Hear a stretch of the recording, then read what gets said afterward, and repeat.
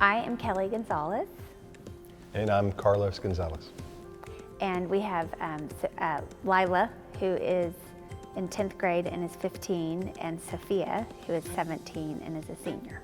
My name is Melanie Mosier, and my daughter Andrea attended Waterloo for her last 2 years of high school and graduated last year.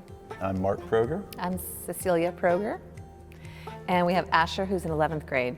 Yeah, so Andrea is our middle child, and she jumped from a private school education to an all-online education her sophomore year, and then ultimately came here her junior year. Andrea was also an elite athlete, and so being able to balance her time and really be able to focus and hone her skills that way and not feel like she has to compromise or sacrifice either her athletic ability or her education was a huge factor. We'd always homeschooled since the beginning and had every intention of continuing on.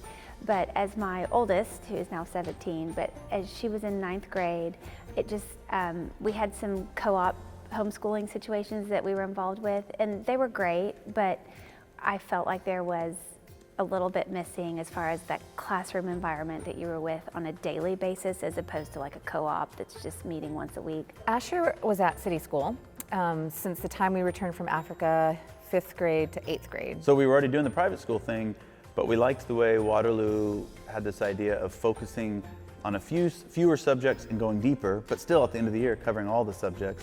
That just intuitively seemed like a really good idea. It seemed like possibly a massive improvement on the education system the way we normally do it.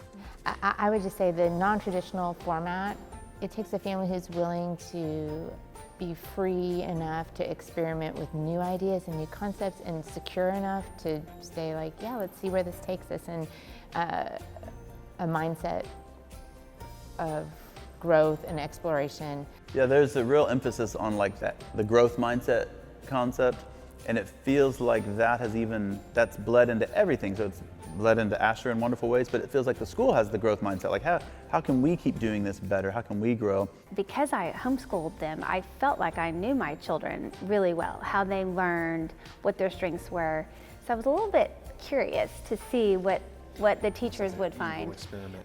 Kind of, and just curious how well they would pick up on what their strengths were or their weaknesses, and they did. I love that they're like rooting for him. They want him to succeed. They're cheerleaders for him, but they're also willing to kind of lay it down and let him know, hey, you're not meeting the potential we think you have. As a father, it's one thing to try to instill that within your children, but as an educator, it's the same voice in a different octave, if that makes sense. So we really saw Andrea's enthusiasm and engagement shift when she was at Waterloo, much more focused, and it allowed her to use her time well during school, and then after school she had the energy to take on all the other parts of her life that she was interested in. If there was a parent considering Waterloo, I think one of the primary things that I would say to that person is, if you're looking for a caring educational staff that takes a genuine interest in your students, right, and really wants to see them thrive, I think there's a lot to be said for the humility and for the intentionality of their approach, because I feel like it's fortified everything we've tried to do as a homeschooling family.